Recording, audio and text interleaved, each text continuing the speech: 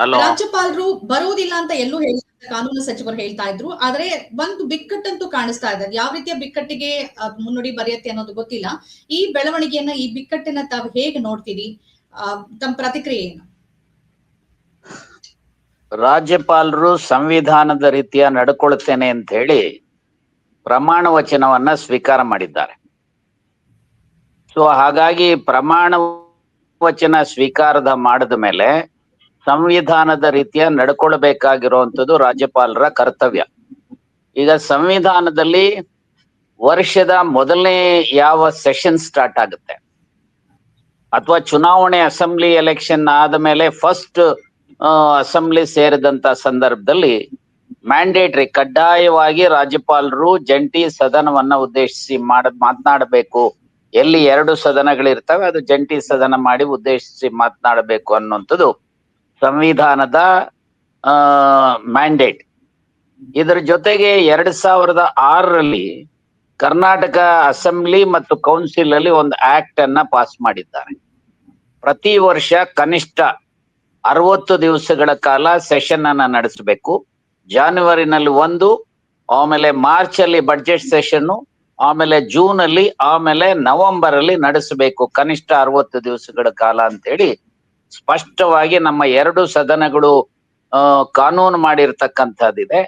So ಯಾಕೆಂದ್ರೆ ಅನೇಕ ಸಂದರ್ಭದಲ್ಲಿ 40 ದಿವಸ, 39 ದಿವಸ ಈಗೆಲ್ಲ ಸದನ ನಡೆದಿದೆ. ಆದ್ರೆ ದೇವರಾಜ ಅರಸರ ಕಾಲದಲ್ಲಿ ಸುಮಾರು 106ಕ್ಕೂ ಹೆಚ್ಚು ದಿನಗಳ ಕಾಲ ಸೆಷನ್ಸ್ ನಡೆದಿರ್ತಕ್ಕಂಥದ್ದು ಇದೆ. ಸೊ ಹಾಗಾಗಿ ಈಗ ರಾಜ್ಯಪಾಲರು ಸಂವಿಧಾನವನ್ನ ಎತ್ತಿಡಿತೀವಿ ಅಂತ ಹೇಳಿ ತೆಗೆದುಕೊಂಡಿರ್ತಕ್ಕಂಥದ್ದು ಮತ್ತೆ ಅವರೇ ಅಂಕಿತ ಆಗಿರ್ತಕ್ಕಂಥ ಕಾನೂನಿನ ಹಿನ್ನೆಲೆಯಲ್ಲಿ ಈ ಸೆಷನ್, ಇದು ಸ್ಪೆಷಲ್ ಸೆಷನ್ ಅಲ್ಲ, ಕಾನೂನು ರೀತಿಯ ಜಾನ್ವರಿನಲ್ಲಿ ನಡೀತಾ ಇರ್ತಕ್ಕಂಥದ್ದು. ಆ ಸೆಷನ್ ಅಲ್ಲಿ ಸೊ ಈಗೇನು ನರೇಗಾ ಬಗ್ಗೆ ಹೊಸದಾಗಿ ಕಾನೂನು ಮಾಡಿರ್ತಕ್ಕಂಥ ವಿಕಸಿತ ಭಾರತ ಜಿ ಅನ್ನುವಂಥದ್ದನ್ನ ಏನ್ ಮಾಡಿದ್ದಾರೆ, ಜಿ ರಾಮ್ಜಿ ಅಂತಂದ್ರೆ ಗೋಪಾಲ್ ಅಂಡ್ ನಾಥುರಾಮ್ ಗೋಡ್ಸೆ ಕಾನೂನು ಅನ್ನೋದು ಇಡನ್ ಅಜೆಂಡಾ ಅವ್ರದ್ದು ಭಾರತೀಯ ಜನತಾ ಪಾರ್ಟಿಯವರು. ರಾಷ್ಟ್ರಪಿತ ಮಹಾತ್ಮ ಗಾಂಧೀಜಿಯವರಿಗೆ ಅಪಮಾನ ಮಾಡತಕ್ಕಂಥದಕ್ಕೆ, ಅದರಲ್ಲೂ ಗಾಂಧೀಜಿಯವರನ್ನ ಕೊಂದಂತ ನಾಥುರಾಮ್ ಗೋಡ್ಸೆ ಸಂಸ್ಕೃತಿ ಇರ್ತಕ್ಕಂಥವ್ರು ಒಂದು ಕಡೆ ನೆಹರೂಗೆ ಅಪಮಾನ ಮಾಡುವಂಥದ್ದು, ಇನ್ನೊಂದು ಕಡೆ ಗಾಂಧೀಜಿಗೆ ಅಪಮಾನ ಮಾಡುವಂತ ಪ್ರವೃತ್ತಿ ಇವತ್ತೇನು ಭಾರತೀಯ ಜನತಾ ಪಾರ್ಟಿಯವರು ನೋಡ್ತಾ ಇದ್ದಾರೆ. ಅದರ ಹಿನ್ನೆಲೆಯಲ್ಲಿ ಇವತ್ತು ರಾಜ್ಯ ಸರ್ಕಾರ ಸದನದಲ್ಲಿ ಇದರ ಬಗ್ಗೆ ಚರ್ಚೆ ಮಾಡ್ತಕ್ಕಂಥದಕ್ಕೆ, ಒಂದು ಕ್ರಮ ಜರುಗಿಸ್ತಕ್ಕಂಥದಕ್ಕೆ ತೀರ್ಮಾನ ಮಾಡಿ ರಾಜ್ಯಪಾಲರ ಭಾಷಣ ಅಂದ್ರೆ ಏನು, ಸರ್ಕಾರದ ಹಿನ್ನೋಟ ಮತ್ತು ಸರ್ಕಾರದ ಮುನ್ನೋಟ ಅಂತ ಹೇಳಿ ಹೇಳ್ತೇವೆ. ಸರ್ಕಾರ ಇಲ್ಲಿವರೆಗೂ ಏನು ಸಾಧನೆಗಳು ನಡೆದಿದ್ದಾವೆ, ಸೊ ಮುಂದೆ ಸರ್ಕಾರ ರಾಜ್ಯದ ಹಿತದೃಷ್ಟಿಯಿಂದ, ದೇಶದ ಹಿತದೃಷ್ಟಿಯಿಂದ ಅವರ ಇತಿಮಿತಿಗಳಲ್ಲಿ ಏನ್ ಮಾಡ್ಬೇಕು ಅಂತ ಇದ್ದಾರೆ ಅನ್ನೋದ್ರ ಬಗ್ಗೆ ಒಂದು ಸಂಕ್ಷಿಪ್ತ ನೋಟ್ ಅನ್ನ ಕೊಡ್ತಕ್ಕಂಥದ್ದು ರಾಜ್ಯಪಾಲರ ಭಾಷಣ. ಇದು ಒಂದು. ಎರಡನೇದು, ಸಂವಿಧಾನದಲ್ಲಿ ಸ್ಟೇಟ್ ಲಿಸ್ಟು, ಸೆಂಟ್ರಲ್ ಲಿಸ್ಟು ಮತ್ತು ಕನ್ಕರೆಂಟ್ ಲಿಸ್ಟ್ ಅಂತ ಇದೆ. ಈ ಲಿಸ್ಟ್ಗಳ ವ್ಯಾಪ್ತಿನಲ್ಲಿ ಬರತಕ್ಕಂತ ವಿಚಾರಗಳ ಬಗ್ಗೆ ರಾಜ್ಯ ಸರ್ಕಾರ, ಅದರಲ್ಲೂ ವಿಶೇಷವಾಗಿ ಕ್ಯಾಬಿನೆಟ್ ತೀರ್ಮಾನ ತೆಗೆದುಕೊಳ್ತಕ್ಕಂಥದ್ದು ಇದೆಯಲ್ಲ, ಈಗ ಯಾವುದೇ ಭಾಷಣ ಮಾಡ್ಬೇಕಾದ್ರೆ ಕ್ಯಾಬಿನೆಟ್ ತೀರ್ಮಾನ ಮಾಡಿ ಕೊಡ್ತಕ್ಕಂಥದ್ದು. ಆ ಕ್ಯಾಬಿನೆಟ್ ತೀರ್ಮಾನ ಮಾಡಿರ್ತಕ್ಕಂಥದನ್ನ ಸೊ ರಾಜ್ಯಪಾಲರು ಅದನ್ನ ಓದಬೇಕಾಗುತ್ತೆ. ಅವ್ರಿಗೆ ಏನೇ ಭಿನ್ನಾಭಿಪ್ರಾಯ ಇದ್ರು ಸಹ ಅದನ್ನ ಓದಬೇಕಾಗತ್ತೆ. ಇದೇ ರೀತಿ ಒಂದು ಹಂತದಲ್ಲಿ ವೆಸ್ಟ್ ಬೆಂಗಾಲ್ ಅಲ್ಲಿ ಕೆಲವನ್ನ ಪ್ಯಾರಾಸ್ ಅನ್ನ ಬಿಟ್ಟಿದ್ರು, ಇನ್ ಕೆಲವನ್ನ ಆಡ್ ಮಾಡಿರ್ತಕ್ಕಂಥದನ್ನು ಸಹ ನೀವು ಕೌಲನ್ ಶೆಕ್ದರನ್ನ ಓದಿದ್ರೆ ಯಾವ ರೀತಿ ಪರಿಣಾಮಗಳಾಗಿದ್ದಾವೆ. ಈಗ ಮೊನ್ನೆನೋ ತಮಿಳ್ನಾಡಿನಲ್ಲಿ ಆಗಿರ್ತಕ್ಕಂಥದನ್ನು, ಕೇರಳದಲ್ಲಿ ಆಗಿರ್ತಕ್ಕಂಥದನ್ನು ನೀವು ಗಮನಿಸ್ಲಿಕ್ಕೆ ಸಾಧ್ಯತೆ ಇದೆ. ಹಾಗಾಗಿ ನಾನು ಇಷ್ಟೇ ಹೇಳಲಿಕ್ಕೆ ಬಯಸ್ತೇನೆ, ಇವರೆಲ್ಲರೂ ಭಾರತೀಯ ಜನತಾ ಪಾರ್ಟಿಯಿಂದ ನಾಮಿನೇಟ್ ಆಗಿರುವಂತವ್ರು. ಕೇರಳದ ರಾಜ್ಯಪಾಲರು ಇರ್ಬೋದು, ತಮಿಳ್ನಾಡಿನ ರಾಜ್ಯಪಾಲರು ಇರ್ಬೋದು, ಕರ್ನಾಟಕದ ರಾಜ್ಯಪಾಲರು ಇರ್ಬೋದು, ಅಥವಾ ಬೇರೆ ಬೇರೆ ರಾಜ್ಯಗಳ ರಾಜ್ಯಪಾಲರು ಈಗ ಯಾರಿದ್ದಾರೆ ಇವರೆಲ್ಲರೂ ಸಹ ಭಾರತೀಯ ಜನತಾ ಪಾರ್ಟಿಯ ರೆಕಮೆಂಡ್ ಆಗಿರೋದನ್ನ ರಾಷ್ಟ್ರಪತಿಗಳು ನೇಮಕ ಮಾಡಿದ್ದಾರೆ. ಇವರೆಲ್ಲರೂ ಭಾರತೀಯ ಜನತಾ ಪಾರ್ಟಿಯ ಸಂಸ್ಕೃತಿಯನ್ನ ಮೈಗೂಡಿಸ್ಕೊಂಡಿರ್ತಕ್ಕಂಥ ಇವರಿಗೆ ಸಂವಿಧಾನದ ಬಗ್ಗೆ ಗೌರವ ಇಲ್ಲ. ಇವ್ರಿಗೇನಾದ್ರೂ ಸಂವಿಧಾನದ ಬಗ್ಗೆ ಗೌರವ ಇದ್ರೆ ಈ ರೀತಿಯ ಆಟಿಟ್ಯೂಡ್ ಅನ್ನ ರಾಜ್ಯಪಾಲರು ತೋರಬಾರದಾಗಿತ್ತು.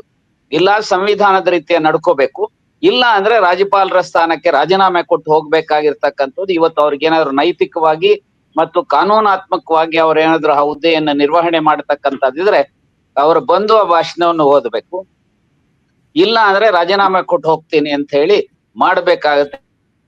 ಒಂದ್ ವೇಳೆ ಬರ್ಲಿಲ್ಲ ಅಂತ ಹೇಳಿದ್ರೆ ಸೊ ಬಹುಶಃ ಇದೊಂದು ಫಸ್ಟ್ ಆಫ್ ಇಟ್ಸ್ ಕೈಂಡ್. ನಮ್ಮ ರಾಜ್ಯದಲ್ಲಿ ಎಂದೂ ಸಹ ಈ ರೀತಿಯ ಘಟನೆ ಆಗಿಲ್ಲ. ನನಗೆ ಅನಿಸ್ತಕ್ಕಂಥದ್ದು ರಾಜ್ಯದ ಮುಖ್ಯಮಂತ್ರಿಗಳು ಸದನ ಮುಂದೆ ಪ್ಲೇಸ್ ಮಾಡಬೇಕಾಗತ್ತೆ. ಸದನದ ಅಂಗೀಕಾರವನ್ನ ಸ್ವೀಕಾರ ಮಾಡಿ ರಾಜ್ಯಪಾಲರ ಭಾಷಣ ಅಂದ್ರೆ ಸರ್ಕಾರದ ಹಿನ್ನೋಟ ಮತ್ತು ಮುನ್ನೋಟವನ್ನ ಜನತೆ ಮುಂದೆ ಇಡ್ತಕ್ಕಂಥದಕ್ಕೆ, ಅದರ ಜೊತೆಗೆ ರಾಜ್ಯಪಾಲರು ಸಂವಿಧಾನದ ರೀತಿಯ ನಡ್ಕೊಳ್ತಾ ಇಲ್ಲ ಅಂತ ಹೇಳಿ ಅವರ ಮೇಲೆ ಒಂದು ರೆಸೊಲ್ಯೂಷನ್ ಅನ್ನ ಪಾಸ್ ಮಾಡಿ ಸೊ ಕೇಂದ್ರ ಸರ್ಕಾರವನ್ನ, ಅದರಲ್ಲೂ ರಾಷ್ಟ್ರಪತಿಗಳನ್ನ ಇವರನ್ನು ವಾಪಸ್ ಕರೆಸ್ಕೊಳ್ತಕ್ಕಂತ ಅದಕ್ಕೆ ಸರ್ಕಾರ ಒತ್ತಾಯ ಮಾಡಬೇಕಾದಂತ ಸಂದರ್ಭ ಬರಬಹುದು ಅಂತ ಹೇಳಿ ನಾನಂತೂ ಭಾವಿಸಿದ್ದೆ. ಓಕೆ, ಈಗ ನೀವ್ ಹೇಳಿದ್ರಿ ಎಲ್ಲರೂ ಕೂಡ ಬಿಜೆಪಿಯಿಂದ ಬಂದವರು ಅಂತ. ಈಗ ಸಂವಿಧಾನದ ವಿಧಿ 155 ಅಡಿಯಲ್ಲಿ ರಾಷ್ಟ್ರಪತಿಯಿಂದನೇ ನೇಮಕ ಆಗ್ಬೇಕು. ಆದ್ರೆ ಸ್ಪಷ್ಟವಾಗಿ ಬೊಮ್ಮಾಯಿ ಅವರ ಪ್ರಕರಣದಲ್ಲಿ ಏನ್ ಹೇಳಿದೆ ಅಂತಂದ್ರೆ ಸುಪ್ರೀಂ ಕೋರ್ಟ್ ಅವರು ಸಂಪೂರ್ಣವಾಗಿ ಸ್ವತಂತ್ರರು ಅಲ್ಲ ಅಥವಾ ಕೇಂದ್ರದ ಏಜೆಂಟ್ ಕೂಡ ಅಲ್ಲ. ಅದೇ ರೀತಿಯಲ್ಲಿ ಅವರು ರಾಜ್ಯ ಅಂದ್ರೆ ಸಂಪುಟ ಸಭೆ ಏನ್ ಹೇಳುತ್ತೆ ಅದಕ್ಕೆ ಬಾಧ್ಯಸ್ಥರಾಗಿ ಕೆಲಸ ಮಾಡ್ಬೇಕು, ಕೇಂದ್ರದ ಏಜೆಂಟ್ ಅಲ್ಲ ಅಂತ ಸ್ಪಷ್ಟವಾಗಿ ಹೇಳಿರುವಾಗ ಕೇಂದ್ರದ ನೀತಿಯ ವಿರುದ್ಧ ಒಂದು ರಾಜ್ಯ ಸರ್ಕಾರ ಸಂವಿಧಾನಾತ್ಮಕ ಮುಖ್ಯಸ್ಥರು, ಅವರು ರಾಜ್ಯಕ್ಕೆ ಸಂವಿಧಾನಾತ್ಮಕ ಮುಖ್ಯಸ್ಥರು. ಮತ್ತೆ ಇನ್ನೊಂದು ಹೇಳುತ್ತೆ ಅಂದ್ರೆ ಯಾವುದೇ ಸಚಿವ ಸಂಪುಟ ಅಥವಾ ಸರ್ಕಾರ ಬರೆದುಕೊಟ್ಟ ಭಾಷಣ ಅದಕ್ಕೆ ರಾಜ್ಯಪಾಲರು ಜವಾಬ್ದಾರಿ ಆಗೋದಿಲ್ಲ, ಸಚಿವ ಸಂಪುಟದ ಸಲಹೆ ಮೇರೆಗಷ್ಟೇ ಅವರು ಕಾರ್ಯನಿರ್ವಹಿಸ್ತಾರೆ ಅಂತ. ಇದೆಲ್ಲವೂ ನಮ್ಮ ಮುಂದೆ ಇದೆ, ಒಂದು ತೀರ್ಪುಗಳಿದೆ, ಜೊತೆಗೆ ಬೇರೆ ಬೇರೆ ಉದಾಹರಣೆಗಳಿದೆ. ಹಾಗಿದ್ದು ಕೂಡ ಈ ನಡವಳಿಕೆ ಅವರು ಕೇಂದ್ರದ ಪ್ರತಿನಿಧಿಯೂ ಅಲ್ಲ, ಹಾಗಂತ ಕೇಂದ್ರದ ಏಜೆಂಟ್ ಕೂಡ ಅಲ್ಲ. ಯಾಕೆ ಹೀಗಾಗ್ತಾ ಇದೆ ಉಗ್ರಪ್ಪನವರೇ? ಈ ಸಂಘರ್ಷ ನಾನು ಸ್ಪಷ್ಟಪಡಿಸ್ತೇನೆ. ಅವರು ಸಂವಿಧಾನಾತ್ಮಕವಾಗಿ ನೋಡಿದಾಗ ರಾಜ್ಯಪಾಲರು ಯಾರೊಬ್ಬರ ಏಜೆಂಟ್ ಅಲ್ಲ, ಅದು ಸಂವಿಧಾನದತ್ತವಾದಂತ ಒಂದು ಸ್ಥಾನ. ಸಂವಿಧಾನದ ರೀತಿಯ ನಡ್ಕೋಬೇಕು, ಕಾನೂನು ರೀತಿಯ ನಡ್ಕೋಬೇಕು, ಸೊ ಇಂಪಾರ್ಷಿಯಲ್ ಆಗಿರ್ಬೇಕು. ಆಮೇಲೆ ಅವರಿಗೆ ಇಂಡಿಪೆಂಡೆಂಟ್ ಆಗಿ ತೀರ್ಮಾನ ತೆಗೆದುಕೊಳ್ತಕ್ಕಂಥದ್ದು ಯಾವ ಅಧಿಕಾರವೂ ಇಲ್ಲ. ಸೊ ಏನಿದ್ರು ಈಗ ಯಾವ್ದಾದ್ರು ಬಿಲ್ ಕಳಿಸಿದ್ರು ಸಹ ಕ್ಲಾರಿಫಿಕೇಶನ್ ಕೇಳ್ಬೋದೇ ಹೊರತು, ಅಥವಾ ಸಂವಿಧಾನ ಬಾಹಿರ ಆಗಿದ್ರೆ ಅದರ ಬಗ್ಗೆ ರಾಷ್ಟ್ರಪತಿಗಳಿಗೆ ರೆಫರ್ ಮಾಡುವಂತದಕ್ಕೆ ಅವರು ಸುಪ್ರೀಂ ಕೋರ್ಟ್ಗೆ ಇವೆಲ್ಲ ಬೇರೆ ಬೇರೆ ವಿದ್ದ. ಆದ್ರೆ ಇಲ್ಲಿ ಇಷ್ಟೇ ಹೇಳಲಿಕ್ಕೆ ಬಯಸ್ತೇನೆ, ಸರ್ಕಾರದ ಅಭಿಪ್ರಾಯ ಏನಿದೆ ಅಂದ್ರೆ ಜನರ ಅಭಿಪ್ರಾಯ ಏನಿದೆ ಆ ಅಭಿಪ್ರಾಯವನ್ನ ಆ ಭಾಷಣದಲ್ಲಿ ಇವತ್ತು ಕೆಲವನ್ನ ಪ್ರಸ್ತಾಪ ನನಗೆ ಗೊತ್ತಿಲ್ಲ, ಯಾಕಂದ್ರೆ ಭಾಷಣ ಆಚೆ ಬರೋವರೆಗೂ ಸಹ ಅದೊಂದು ರೀತಿಯಲ್ಲಿ ಗೌಪ್ಯವಾಗಿರುವಂತ ಭಾಷಣ ಇರುತ್ತೆ.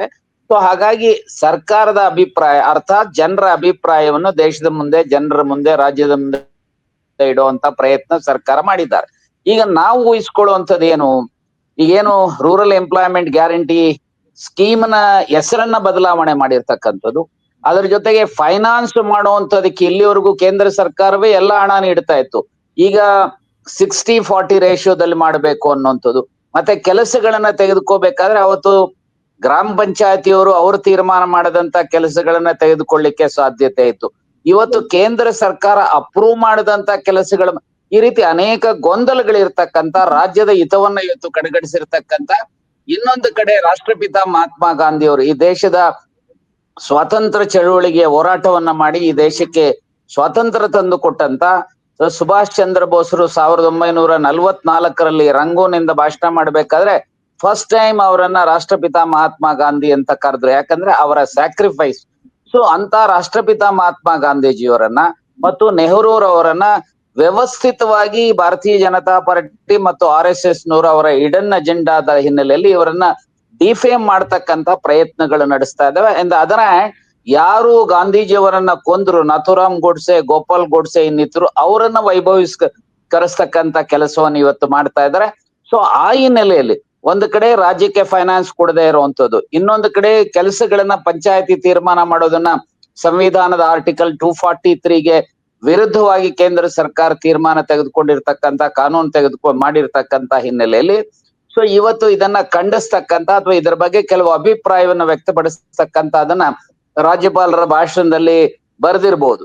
ಸೊ ಅದನ್ನ ರಾಜ್ಯಪಾಲರಿಗೆ ಈ has no choice at all. So cabinet ಏನ್ ತೀರ್ಮಾನ ಮಾಡಿದೆ ಆ ತೀರ್ಮಾನದ ರೀತಿನಲ್ಲಿ ಅವರು ಓದಬೇಕಾಗುತ್ತೆ. ಓದ್ಲಿಲ್ಲ ಅಂದ್ರೆ ಅದು ಸಂವಿಧಾನಕ್ಕೆ ಅಪಚಾರ ಮಾಡದಂತಾಗುತ್ತೆ. ಹಾಗಾಗಿ ರಾಜ್ಯಪಾಲರು ಈಗಲೂ ಸಹ ಕಾಲ ಮಿಂಚಿಲ್ಲ. ದಯಮಾಡಿ ಅವರು ವಿವೇಚನಾ ಶಕ್ತಿಯನ್ನ ಬಳಸ್ಕೊಂಡು ರಾಜ್ಯಪಾಲರು ಬಂದು ನಾಳೆ ಜಂಟಿ ಸದನವನ್ನು ಉದ್ದೇಶಿಸಿ ಭಾಷಣ ಮಾಡಬೇಕು. ಮಾಡ್ಲಿಲ್ಲ ಅಂತಂದ್ರೆ ನನಗನ್ಸುತ್ತೆ ರಾಷ್ಟ್ರಪತಿಗಳಿಗೆ ಮತ್ತು ಕೇಂದ್ರ ಸರ್ಕಾರಕ್ಕೆ ಒತ್ತಾಯ ಮಾಡಿ ಇವರು ಸಂವಿಧಾನದ ವಿರೋಧಿ ರೀತಿಯಲ್ಲಿ ನಡ್ಕೊಳ್ತಾ ಇದ್ದಾರೆ, ಇವರು ಕಾನೂನಾತ್ಮಕವಾಗಿ ಆಗಿರ್ಬೋದು ಅಥವಾ ನೈತಿಕವಾಗಿ ರಾಜ್ಯಪಾಲರಾಗಿ ಮುಂದುವರಿಲಿಕ್ಕೆ ಸಾಧ್ಯ ಇಲ್ಲ, ಇವರನ್ನು ವಾಪಸ್ ಕರೆಸ್ಕೊಳ್ಳಿ ಅನ್ನುವಂತ ರೀತಿನಲ್ಲಿ ತೀರ್ಮಾನ ಮಾಡಬೇಕಾಗುತ್ತೆ ಅಂತ ಹೇಳಿ ಹೇಳಿಕೆ ಬಯಸ್ತೇನೆ. ಈಗ ಒಂದು ಒಕ್ಕೂಟ ವ್ಯವಸ್ಥೆಯಲ್ಲಿ ಒಂದು ಪಕ್ಷಗಳು ಆಡಳಿತದಲ್ಲಿ ಇಲ್ದಿದ್ದಾಗ ಸಹಜವಾಗಿ ಒಂದು ವಿಮರ್ಶೆ, ಟೀಕೆ ಅಥವಾ ಯೋಜನೆಗಳಿಗೆ ವಿರೋಧ ಇದ್ದೇ ಇರುತ್ತೆ. ಅದು ಭಾಷಣದಲ್ಲಿ ಪ್ರಸ್ತಾಪ ಆಗಿರುತ್ತೆ. ಸಹಜವಾಗಿ ಎಲ್ಲರೂ ಅಂದ್ಕೊಳ್ಳೋದು ಹಾಗೇನೆ ಇರುತ್ತೆ. ಆ ಕಾರಣಕ್ಕಾಗಿ ವಿಶೇಷ ಅಧಿವೇಶನ ನಡೀತಿದೆ. ಆದ್ರೆ ರಾಜ್ಯಪಾಲರ ಇದು ವಿಶೇಷ ನಾನು ಒಂದು ಕ್ಲಾರಿಫೈ ಮಾಡ್ತೇನೆ, ಇದು ವಿಶೇಷ ಅಧಿವೇಶನ ಅಲ್ಲ. ನಾವು ಮಾಡಿರುವಂತ ಕಾನೂನು ರೀತಿನಲ್ಲಿ ನಾವೇ ಮಾಡಿ 2006ರಲ್ಲಿ ಮಾಡಿದ್ದೇವೆ. ಕರ್ನಾಟಕ ಲೆಜಿಸ್ಲೇಚರ್ ಪ್ರೊಸೀಡಿಂಗ್ಸ್ ಆಕ್ಟ್ ಅಂತ ಹೇಳಿ ಒಂದು ಮಾಡಿರ್ತಕ್ಕಂತ ಅದರಲ್ಲಿ ಜಾನ್ವರಿನಲ್ಲಿ, ಮಾರ್ಚ್ ಅಲ್ಲಿ, ಜೂನ್ ಅಲ್ಲಿ ಮತ್ತು ನವೆಂಬರ್ ಅಲ್ಲಿ 4 ಸೆಷನ್ಸ್ ಮಾಡಬೇಕು. ಅದರಲ್ಲಿ ವಿಶೇಷವಾಗಿ ಈ ಸಬ್ಜೆಕ್ಟ್ ಬಗ್ಗೆ ಚರ್ಚೆ ಮಾಡ್ಲಿಕ್ಕೆ ಒಂದು ತೀರ್ಮಾನ ತೆಗೆದುಕೊಂಡಿರ್ಬೋದು. ಅದರ ಅರ್ಥ ಇದೇ ವಿಶೇಷವಾಗಿ ಕರೆದಿದ್ದಾರೆ ಅಂತ ಅಲ್ಲ, ಇದು ರೆಗ್ಯುಲರ್ ಆಗಿ ಕಾನೂನಾತ್ಮಕವಾಗಿ ಕರಿಬೇಕಾಗಿರುವಂತದ್ದು, ಅದನ್ನ ಕರೆದಿದ್ದಾರೆ. ಸರಿ, ಆದ್ರೆ ನಾನೇನ್ ಹೇಳಕ್ ಹೊರಟೆ ಅಂತಂದ್ರೆ ಒಂದು ಸಂವಿಧಾನ ಸ್ಪಷ್ಟಪಡಿಸೋದು ಮತ್ತು ಬೇರೆ ಬೇರೆ ಪ್ರಕರಣಗಳಲ್ಲಿ ಸುಪ್ರೀಂ ಕೋರ್ಟ್ ಏನ್ ಹೇಳಿದೆ ಅಂತಂದ್ರೆ, ಒಂದು ಸರ್ಕಾರ ಬರೆದು ಕೊಟ್ಟಂತ ಭಾಷಣ ಏನಿದೆ ಆ ಭಾಷಣಕ್ಕೆ ರಾಜ್ಯಪಾಲರು ಹೊಣೆಗಾರರಾಗೋದಿಲ್ಲ. ಅದು ಒಂದು ಸರ್ಕಾರದ ನೀತಿ ಅಂತ ಹೇಳುತ್ತೆ ಸರ್ವೋಚ್ಚ ನ್ಯಾಯಾಲಯ. ಅದೇ ಸಂದರ್ಭದಲ್ಲಿ ತಮ್ಮ ವಿವೇಚನಾಧಿಕಾರವನ್ನ ಬಳಸಿ ಅವರೇ ಭಾಷಣ ಬರ್ಕೊಂಡ್ ಬರೋ ಹಾಗಿಲ್ಲ ಅಥವಾ ಬೇರೆ ಏನು ಓದೋ ಹಾಗಿಲ್ಲ ಅಂತ. ವಿವೇಚನಾಧಿಕಾರ ಬಳಸೋ ಹಾಗಿಲ್ಲ, ಅದು ಸರ್ಕಾರದ ನೀತಿ, ಅವರದಕ್ಕೆ ಹೊಣೆಗಾರರಲ್ಲ ಅಂದಾಗ ಯಾವುದೋ ರಾಜ್ಯಪಾಲರಿಗೆ ಯಾಕೆ ಅದರಿಂದ ಸಮಸ್ಯೆ ಆಗ್ಬೇಕು? ಭಾಷಣದಿಂದ ಯಾಕೆ ಸಮಸ್ಯೆ ಆಗ್ಬೇಕು? ನೋಡಮ್ಮ, ಸಂವಿಧಾನದಲ್ಲಿ ಏನ್ ಹೇಳುತ್ತೆ ಅಂತ ಹೇಳಿದ್ರೆ, the cabinet has to aid and advise the governor, aid and advise the governor on the functioning of the government ಅಂತ ಹೇಳಿ ಇರ್ತಕ್ಕಂಥದ್ದು. ಅದರ ಆಧಾರದ ಮೇಲೆ ಇವತ್ತು ಕ್ಯಾಬಿನೆಟ್ ತೀರ್ಮಾನ ಮಾಡಿ ಭಾಷಣ ಹೀಗಿರುತ್ತೆ, ಇದನ್ನು ಓದಬೇಕು ಅಂತ ಹೇಳಿ, ಅದು ಸಂವಿಧಾನದ ಆಶಯ, ಸಂವಿಧಾನದ ಡಿಕ್ಟಮ್. ಇದನ್ನ ರಾಜ್ಯಪಾಲರು ಅರ್ಥ ಮಾಡ್ಕೋಬೇಕು. ಸುಪ್ರೀಂ ಕೋರ್ಟ್ನವರು ಹೇಳಿದ್ದಾರೆ, ಇವರು ಕೇಂದ್ರದ ಏಜೆಂಟು ಅಲ್ಲ ಅಥವಾ ರಾಜ್ಯ ಸರ್ಕಾರದ ಏಜೆಂಟು ಅಲ್ಲ, ಇದು ರಾಜ್ಯ ಸರ್ಕಾರವನ್ನ, ಇವರು ರಾಜ್ಯ ಸರ್ಕಾರದ ಹೆಡ್. ನಾವ್ ಯಾವುದೇ ಕೆಲಸ ಮಾಡಿದ್ರು ರಾಜ್ಯ ಸರ್ಕಾರದ ಕೆಲಸಗಳನ್ನ ರಾಜ್ಯಪಾಲರ ಹೆಸರಿನಲ್ಲೇ ಆದೇಶಗಳನ್ನ ಆಗುವಂಥದ್ದು. ಆದ್ರೆ ಹೊಣೆಗಾರಿಕೆ ಏನಾಗಿರುತ್ತೆ ಅಂದ್ರೆ ಕ್ಯಾಬಿನೆಟ್ ನ ಹೊಣೆಗಾರಿಕೆ, ರಾಜ್ಯ ಸರ್ಕಾರದ ಹೊಣೆಗಾರಿಕೆ ಆಗುತ್ತೆ. ಹಾಗಾಗಿ ಈ ಸೂಕ್ಷ್ಮಾತಿ ಸೂಕ್ಷ್ಮದ ವಿಚಾರದಲ್ಲಿ ರಾಜ್ಯಪಾಲರು ಗೊಂದಲ ಸೃಷ್ಟಿ ಮಾಡತಕ್ಕಂಥದ್ದು ಸಮಂಜಸ ಅಲ್ಲ. ರಾಜಕೀಯ ಪಕ್ಷ ರಾಜಕಾರಣವನ್ನು ಹೊರಗಡೆ ಮಾಡ್ಲಿ. ಇವತ್ತು ಅವ್ರ ಕೇಂದ್ರ ಸರ್ಕಾರ ಇದೆ, ಅವರು ಅನೇಕವನ್ನ ಈ ರೀತಿಯ ಕೇಂದ್ರ ಸರ್ಕಾರದಲ್ಲಿ ಅನೇಕ ವಿಚಾರಗಳನ್ನ ಸಂವಿಧಾನ ವಿರೋಧವಾಗಿ ತೀರ್ಮಾನಗಳು ಮಾಡಿರ್ತಕ್ಕಂತ ಘಟನಾವಳಿಗಳು ಇದ್ದಾವೆ. ಅದನ್ನ ಮನಸ್ಸಿನಲ್ಲಿಟ್ಟುಕೊಂಡು ಜನರ ಹಿತದೃಷ್ಟಿಯಿಂದ, ರಾಜ್ಯದ ಹಿತದೃಷ್ಟಿಯಿಂದ, ರಾಷ್ಟ್ರದ ಹಿತದೃಷ್ಟಿಯಿಂದ, ಅದರಲ್ಲೂ ಸಂವಿಧಾನದ article 51A fundamental duties of A citizen, ಅದರಲ್ಲಿ ಏನ್ ಹೇಳ್ತಾರೆ, ಯಾರು ಸ್ವಾತಂತ್ರ್ಯ ಚಳುವಳಿಗೆ ಹೋರಾಟ ಮಾಡಿದ್ದಾರೆ, ಸ್ವಾತಂತ್ರ್ಯ ಚಳುವಳಿಯ ಆಶಯಗಳೇನಿದಾವೆ ಇವೆಲ್ಲವನ್ನು ಸಹ ಗೌರವಿಸಬೇಕಾಗಿರುವಂತದ್ದು ಈ ರಾಷ್ಟ್ರದ ಪ್ರತಿಯೊಬ್ಬ ಪ್ರಜೆಯ ಕರ್ತವ್ಯ ಇದೆ ಅಂತೇಳಿ ಸಂವಿಧಾನದಲ್ಲಿ ಸ್ಪಷ್ಟವಾಗಿದೆ. ಆಗಿದ್ರೂ ಸಹ ಇವತ್ತು ಕೇಂದ್ರ ಸರ್ಕಾರ 10-11 ವರ್ಷಗಳ ಕಾಲ ಅವ್ರ ಅಧಿಕಾರಕ್ಕೆ ಬಂದು 11 ವರ್ಷ ಆಯ್ತು.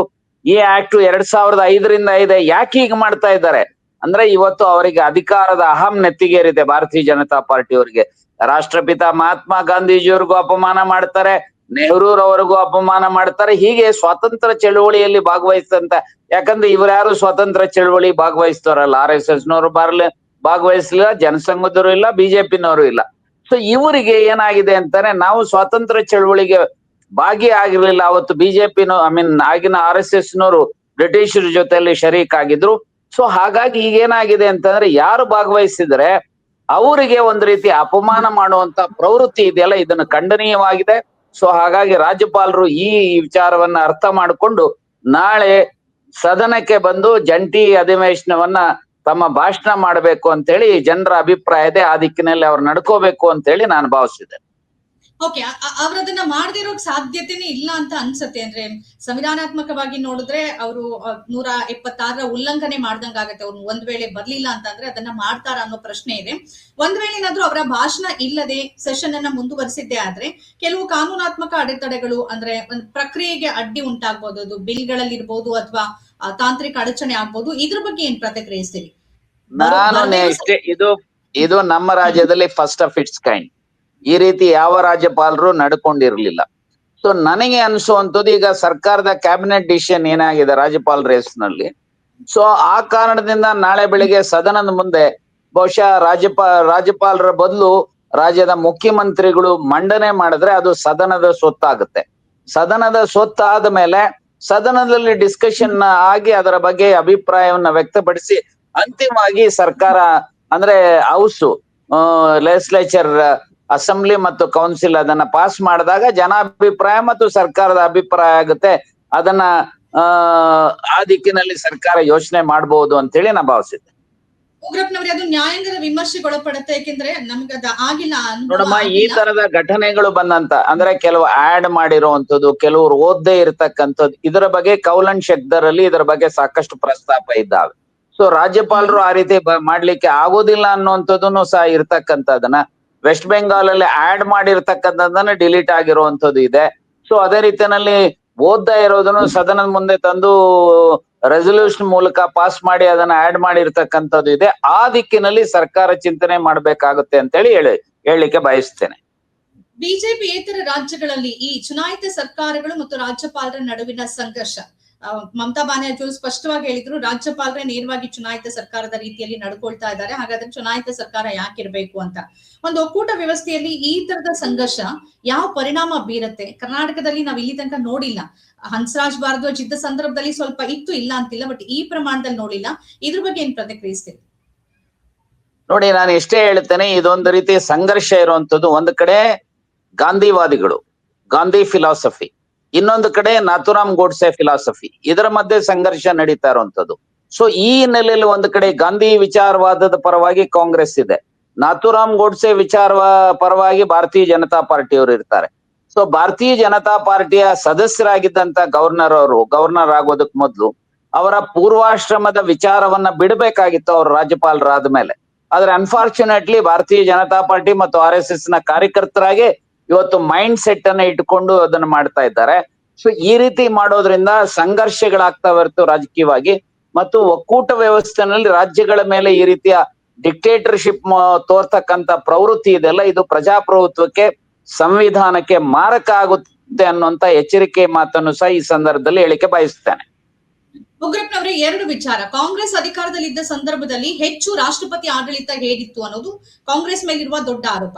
ಬಿಜೆಪಿ ಅಧಿಕಾರಕ್ಕೆ ಬಂದ ನಂತರದಲ್ಲಿ ರಾಜಭವನವನ್ನ ಬಳಸಿಕೊಂಡು ನೇರವಾಗಿ ಚುನಾಯಿತ ಸರ್ಕಾರಗಳಂತೇನೆ ಕೆಲಸ ನಿರ್ವಹಿಸೋದಕ್ಕೆ ನಾವು ಪಶ್ಚಿಮ ಬಂಗಾಳದಲ್ಲಿ ರಾಜ್ಯಪಾಲರು ಪ್ರೆಸ್ ಮೀಟ್ ಅನ್ನ ಕರೆದು ಬಿಟ್ಟಿದ್ರು. ಪ್ರೆಸ್ ಮೀಟ್ ಕರೆದು ಯೋಜನೆಗಳ ಬಗ್ಗೆ ಎಲ್ಲ ಮಾತಾಡಿದ್ರು.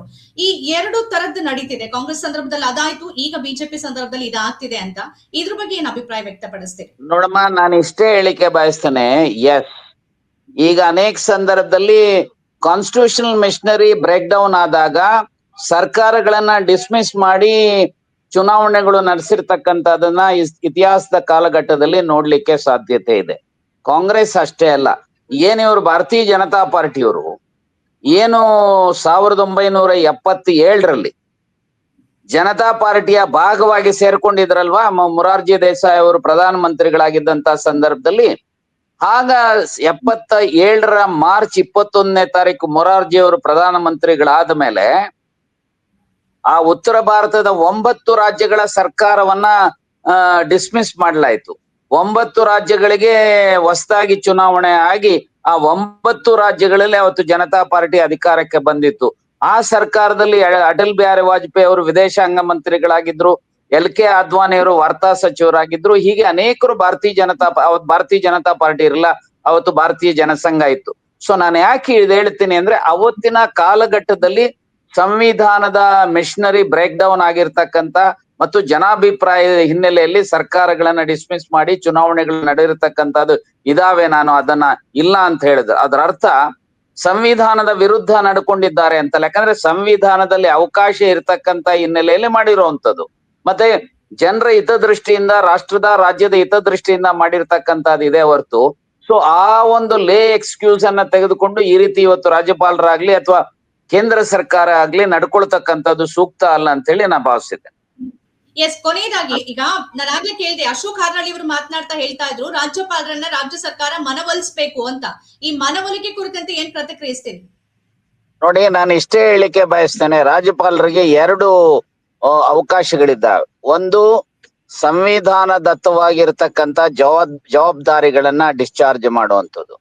ಇನ್ನೊಂದು ಅವರಿಗೆ ಡಿಸ್ಕ್ರಿಷನರಿ ಪವರ್ಸ್ ಇರ್ತಕ್ಕಂಥದನ್ನ. ಸೊ ಇಲ್ಲಿ ಏನು ಇವತ್ತು ಜಾಯಿಂಟ್ ಸೆಷನ್ ಅನ್ನ ಅಡ್ರೆಸ್ ಮಾಡುವಂಥದ್ದು ಸಂವಿಧಾನದತ್ತವಾಗಿ ಅವರಿಗಿರುವಂತ ಜವಾಬ್ದಾರಿ. It is not a discretionary power. So ಇಲ್ಲಿ ಸಂವಿಧಾನದಲ್ಲಿ aid and advise of the council of ministers ಅಂತ ಏನಿದೆ, ಅವರ ಅಡ್ವೈಸ್ ಮೇಲೆ ಪ್ರಿಪೇರ್ ಆಗಿರುವಂತದನ್ನ ಅವರು ಇದನ್ನ ಓದಲೇಬೇಕಾಗತ್ತೆ. ಸಂವಿಧಾನಕ್ಕೆ ಏನಾದ್ರು ಅವ್ರಿಗೆ ಗೌರವ ಇದ್ರೆ, ಪ್ರಜಾಪ್ರಭುತ್ವ ವ್ಯವಸ್ಥೆಗೆ ಅವ್ರಿಗೆ ಏನಾದ್ರು ಗೌರವ ಇದ್ರೆ, ಈ ರೀತಿಯ ಮೊಂಡುತನವನ್ನ ಬಿಜೆಪಿಯ ಏಜೆಂಟ್ ಆಗಿ ನಡ್ಕೊಳ್ತಕ್ಕಂತ ಪ್ರವೃತ್ತಿಯನ್ನ ಬಿಟ್ಟು ಸೊ ಇದನ್ನ ಬಂದು ಓದಬೇಕು ಅಂತ ಹೇಳಿ ಹೇಳಿಕೆ ಬಯಸ್ತೇನೆ. ಓಕೆ, ಇಷ್ಟೊತ್ತು ಈ ಕಾರ್ಯಕ್ರಮದಲ್ಲಿ ಭಾಗಿಯಾಗಿ ತಮ್ಮ ಅಭಿಪ್ರಾಯ ಹಂಚ್ಕೊಂಡ್ರಿ ಉಗ್ರಪ್ಪನವರೇ. ಧನ್ಯವಾದಗಳು ತಮ್ಗೆ. ನಮಸ್ಕಾರ. ಥ್ಯಾಂಕ್ ಯು ಉಗ್ರಪ್ಪನವರೇ. ಥ್ಯಾಂಕ್ ಯು ಮಾ.